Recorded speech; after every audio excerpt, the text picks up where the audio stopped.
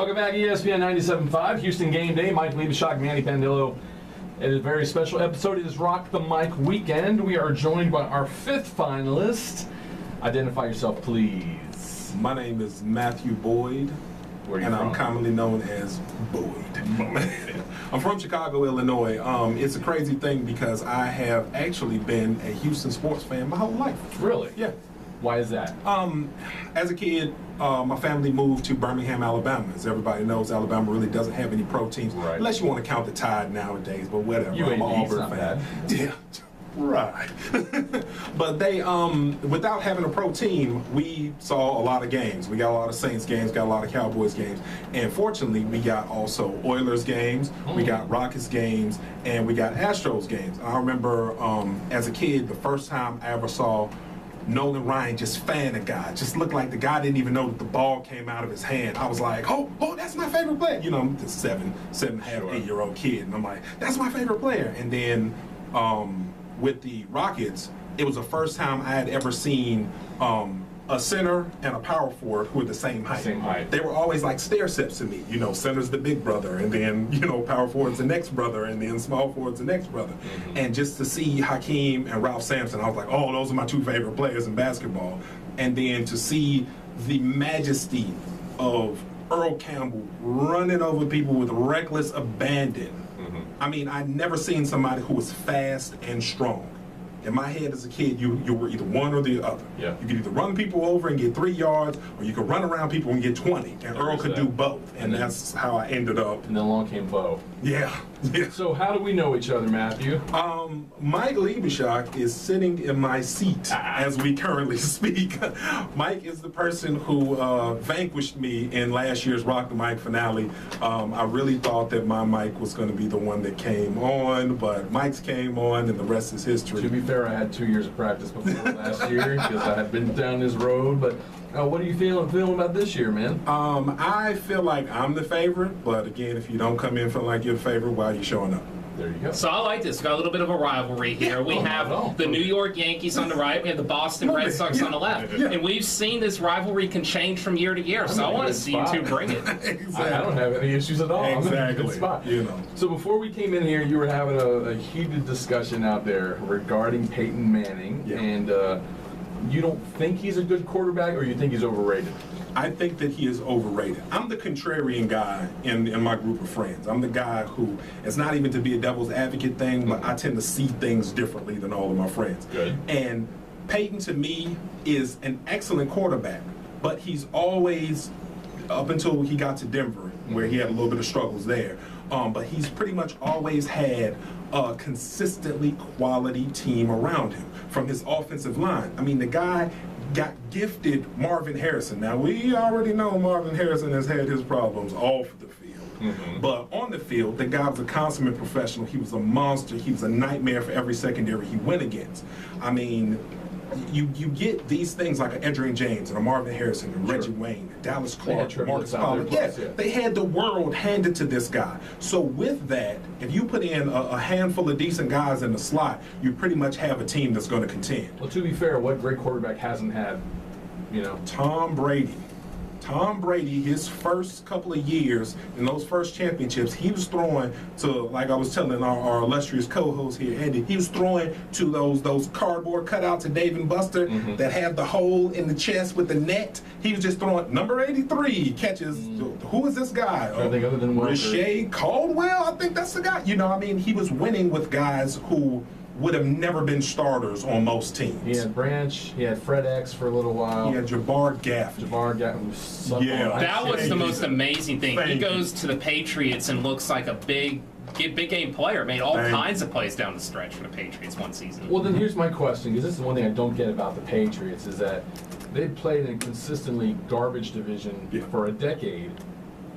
Other than winning, 2 years they lost to the Giants in the Super Bowl, but other than winning their division every year, they've been a disappointment in the playoffs from year to year. Why don't the Patriots ever get called on the carpet for that? One thing I'd say is big about the Patriots is that they rely on Brady for almost everything. I feel like this has been a problem for the Texans and how to rely on Foster. In the NFL, if you rely on one guy to constantly get you out of a jam, one guy to take you over the top, you are going to fail at some point, and you're going to fail in the postseason. Brady has not had a reliable running game. I mean, how many different backs have we seen that he's been handing the ball off to? And I'm not going to say they've been bad backs. They've gotten the job done.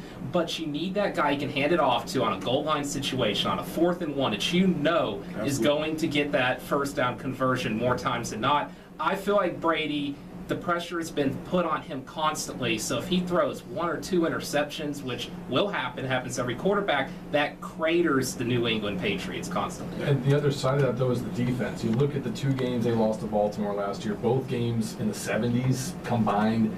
They did what they did to the Houston Texans. The Texans did what they did to Baltimore. Baltimore did what they did to New England. It's very odd. Sometimes just teams have their number, you know? Yeah.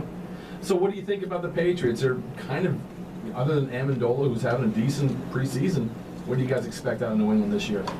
Well, I really don't know what you're going to get outside of Tom Brady. Sure. You know, because, again, we have not seen yet from Belichick and any of his offensive coordinators that he's had over the last couple of years, a real commitment to the run.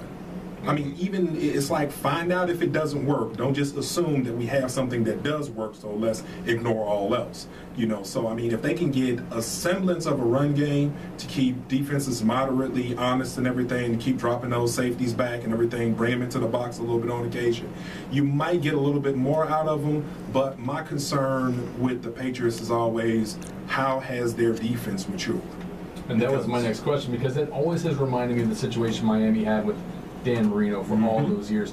They always went out and got another receiver. They had Clayton Duper, Farrell Edmonds at tight end, Mark Jackson, I think at one time might have been there. They never did a damn thing with the defense, though. Not once. And that's where New England doesn't seem to ever be paying attention, and they got to know at this point you can't get by trying to outscore everybody. Well, another thing on New England is, when does Gronkowski come back? They're going to need him even more this season coming up. That's another offensive guy you're depending on. I mean, it's just like, I always look at New England as the old Phoenix Suns with D'Antoni, where they're just like, well, you know, you score 115, we're going to score 125. Or those old Nuggets teams that with Paul Westphal was coaching the old Nuggets, they'd score 150, but they give up 163. Exactly. And I just don't, I looking at Tannehill last night, if they can play any kind of defense in Miami, I get the impression they could be a 10-16. They could give the Pats a run for that division. And when's the last time we said that about anybody? Well, like the Dolphins, like the Patriots, like the AFC East, the entire AFC this season has a question mark on the entire conference. And I don't think we've ever seen this in the last decade, really. Have we ever gone into a season in the AFC and really haven't felt comfortable about anyone? So it is a land of opportunity, and I would bet my money that Belichick and Brady are going to be there right at the top. Even if it's not a 13-3 season, I think a 10-6 will put them right there with a chance to go into the postseason and make a run. I think they got to get home field, though, and that's the toughest part. Absolutely.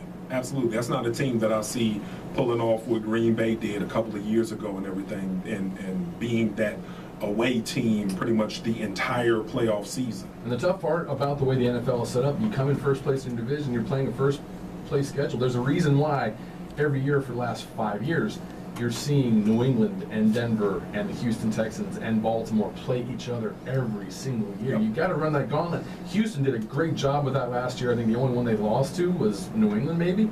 They beat Denver and they beat Baltimore, correct? They beat Pittsburgh. So this year, does the tide change? Does the hierarchy stay as it is? If you had to guess right now, I mean, do you have Denver rising above the rest? Does Houston finally get it done and get to the AFC? I can't trust Gary Kubiak. And it's just along the lines of, he's too passive at different times. And the example of that I like to use is the Chuck Strong game last year, when Chuck Pagano came back after Bruce Arians had been carrying the team to win after win. That was a game that we had won. And Gary Kubiak, I think he had a soft spot. He wanted to kind of keep the feel-good story going along. Think so? Yeah, because again, it's just it kind of reminded me of the Super Bowl where the Bears lost to the Colts. because it seemed to me like there were times when Lovie Smith was taking his foot off the gas with his defense. He went away from who he was, and it seemed like that the Texans did the same thing. They went away from who they were and gave the Colts an opportunity to get in the game, get a stranglehold on the lead, and eke it out. I feel like Kubiak will open up the offense when he's trailing, which I believe is the wrong idea. We go to the Jacksonville Jaguars game. He let Schaub throw wild. He was a gunslinger out there and put up some record numbers from passing. Why can't the Texans do that from time to time? Why can't they come into a drive in the middle of the game, surprise everyone, go into a hurry-up offense, let Schaub call a few plays? He has weapons all over the field. Let him see what he can do. And I feel like with Schaub, if you take the training wheels off him a little bit, sure, he's going to throw a few more interceptions possibly, but I also believe you may see some big plays come When out you of him. see what they did to the Ravens last year, a franchise that has owned the Texans for half a decade, they come in here beat up after a win at Dallas, Ray Lewis gone, Ed Reed gone, Ladarius Webb gone. Houston went out there to make a point, and they kicked them when they were down. And you're right, they hit the pedal from the kickoff, but it seems like Kubiak was motivated to do it that week. He's got to be motivated to do that every week. Absolutely. You know, the Texans also played a very different Ravens team. Injury or not, if you watched the Ravens last season, they were a very different team the first 2/3 of the season from the last third in the postseason. And let's not forget, we're just talking about the NFL as a whole, we look at these power teams, we look at the Patriots, we look at the Broncos, but the last couple years, who wins the Super Bowl? It's a team that barely squeaks in. It's about finding the rhythm, it's about getting hot at the right time. It's just about keeping that mojo up. Sometimes there's every game plan you can run out there. There's every scheme, every little change you can make, some deception, whatever. But the team that comes in with this magical mojo, the team of destiny, seems to find it more times than not in the NFL than any other sport. That is true. Thoughts? I think he's absolutely correct in that. I mean, if you honestly look at it, that was the same thing that happened when the Steelers won their second championship, and also what happened with the Arizona Cardinals. Nobody even expected for them to be in the Super Bowl. They took it game. right to the last second on that Super Bowl. Matthew Boyd, your Houston game, the audition is at its end, sir. How you feeling? I feel fantastic, and I'm looking forward to getting started over here. Send Dave the paperwork. Tell him I'm ready. Matthew will be one of our finalists out of Two Belows up in spring on Friday, the 30th of August, where we will have the finale of the 2013 Rock the Mic. Brother, I'm glad you came back this year, man. I was hoping for it. Oh, I had to. It was too close.